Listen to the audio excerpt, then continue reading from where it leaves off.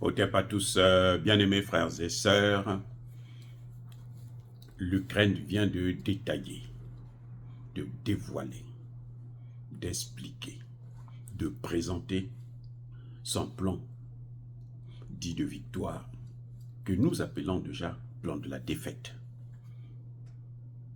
devant le Conseil européen.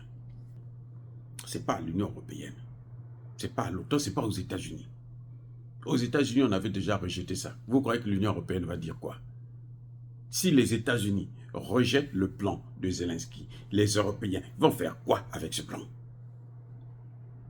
Ce plan-là, il est important pour les Ukrainiens, pas pour les Européens. Mais attendez, on se moque de qui là? Hein? Je suis désolé. C'est l'Ukraine, ce sont les Ukrainiens qui souffrent. La stratégie de Zelensky pour soi-disant gagner, ou pour espérer gagner la guerre, il doit la présenter aux Ukrainiens. Le débat doit être entre les Ukrainiens, pas avec les Européens. Mais c'est un État souverain, non? Ah, l'Ukraine n'a plus de souveraineté. Mais pourquoi ils se battent pour les 4 régions qui ont été annexées? Pourquoi ils se battent pour ça? Puisqu'ils ne sont plus souverains. Donc ils n'ont qu'à oublier ça. Et ils partent en guerre. Tu ne peux pas faire une guerre sans ton peuple. Tu ne peux pas faire une guerre en forçant ton peuple à faire ce qu'ils ne veulent pas faire. Kidnapper des jeunes garçons dans la rue pour les envoyer à l'abattoir. Ce n'est pas ça. Ce n'est pas... Parce que la guerre, si vous n'êtes pas motivé, vous ne pouvez pas gagner la guerre. Ce n'est pas possible. Ce n'est pas parce que les États-Unis disent allez vous battre que les gens, la population est motivée pour faire cette guerre. Mais pourquoi les Américains eux-mêmes ne vont pas sur place pour venir faire la guerre contre la Russie?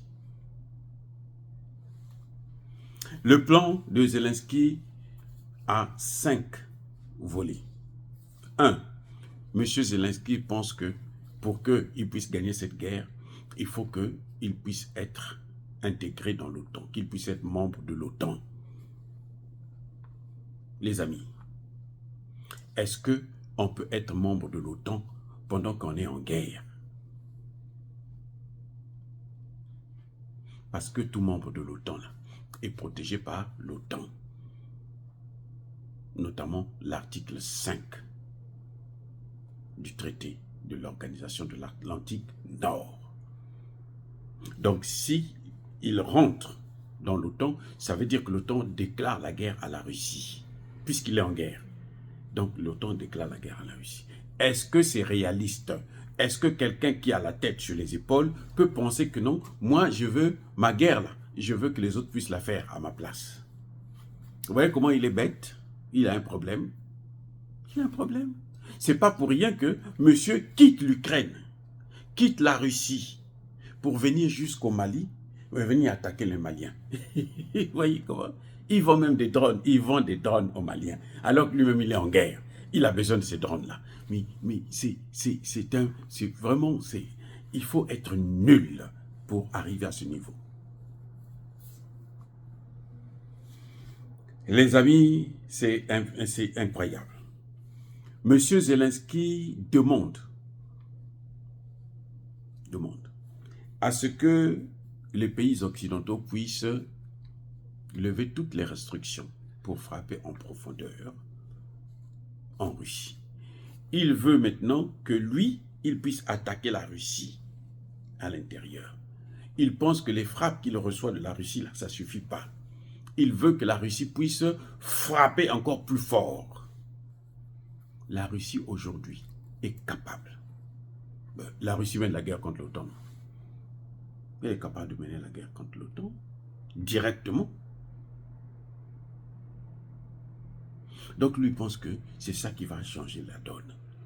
Les experts américains ont dit ici là que les frappes en profondeur là, ça ne va rien changer. De toutes les façons, les territoires que la Russie a occupés ne vont pas revenir à l'Ukraine. La guerre pourra durer le temps que ça pourra. Les Russes n'ont pas un problème pour ça. Hein.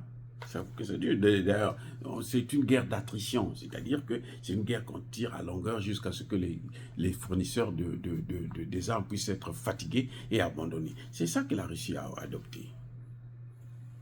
La Russie ne cherche pas à mettre une fin à cette guerre. De toutes les façons, cette guerre développe, développe l'économie européenne, et plutôt russe.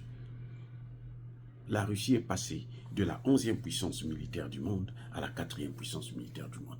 S'il n'y avait pas cette guerre, ça n'allait pas arriver. Donc la Russie aurait cette guerre-là, c'est bien. Zelensky, là encore, se trompe. Monsieur Zelensky demande à ce qu'on puisse lui donner un système complet de défense avec les armes nucléaires. Il dit que non nucléaire, mais tout le monde sait que pour protéger un pays, l'OTAN utilise toujours le nucléaire, en Pologne, en Italie, en Allemagne, ainsi de suite. Elle pense que c'est ça qui va lui faire gagner la guerre. Et ça, franchement, c'est étonnant. Étonnant. Maintenant, l'Ukraine dit aux Européens qu'elle, pour gagner cette guerre, il faut développer le potentiel économique ukrainien. Oh, ah bon? Elle veut que l'OTAN puisse développer son économie. Mais qui a détruit son économie? Qui a l'origine de la chute de l'économie ukrainienne? Si ce n'est pas l'Ukraine, c'est qui? Il y a un problème avec ce gars. Il y a un grand problème. Il y a un problème. Tout l'argent qu'on a déversé là, qu'on a donné à l'Ukraine, s'il voulait développer, il ou elle voulait développer son économie, eh bien,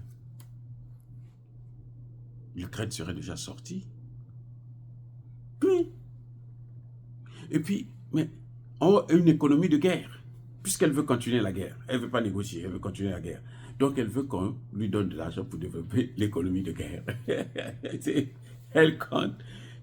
Chez nous, on dit là, Liboke Yamoninga, Kosomba Kwangate. Tu ne peux pas vouloir acheter le pain de manioc pour le poisson, ma bouquet de poisson qui est pour l'autre, en comptant que l'autre va te donner un morceau de son poisson. Et s'il ne te donne pas, tu vas faire quoi? À quoi ça sert? Tu as acheté déjà ton pain de manioc. Mais non, l'autre, tu penses que non, l'autre doit te donner. Mais s'il ne te donne pas, tu vas faire quoi? L'Ukraine est allée faire la guerre.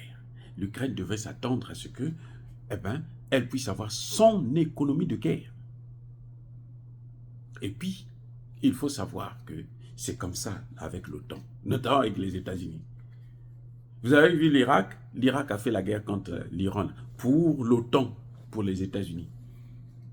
Jusqu'à ce que 8 ans après, les Américains eux-mêmes sont allés détruire tout le potentiel militaire irakien. Et la cinquième proposition de l'Ukraine, ça c'est la plus stupide. Alors là, l'Ukraine est allée. Monsieur Zelensky dit que après la guerre, là, lui, il va mettre son expérience à la disposition des autres pays de l'Ukraine. Comment lui l'a fait la guerre par procuration. Comme ça, les autres aussi vont faire des guerres par procuration. Mais les gars, est-ce que vous pensez que ce type-là, il est encore normal? Et pour faire ça, c'est un président. Donc, il s'est entouré de conseillers. Tous ils sont le ministre de la Défense et ainsi de suite. Ils disent que non, nous, pour que nous puissions gagner cette guerre, il faut que, voici le plan. À la fin, là, après la guerre, là, on va vous montrer notre expérience. On va partager avec vous notre expérience. Et vous allez être des bons proxys pour les États-Unis. Les amis, j'ai pitié. J'ai pitié de ce type, de Zelensky. C'est malheureux pour le peuple ukrainien, mais j'ai pitié de Zelensky. Hein, les amis, soyez bénis, soyez abondamment bénis par le Dieu des Kémités, par nos ancêtres évangélisés. Mais que tous ceux qui persécutent le continent africain, le pillent et le déstabilisent, qu'ils soient noirs, blancs, chinois, arabes, juifs, indiens ou qui qu'ils soient punis, maudits, foudroyés, neutralisés, écrasés, effacés par le Dieu des Kémités, par nos ancêtres évangélisés. Vive l'Afrique éternelle, j'ai dit, et j'assume.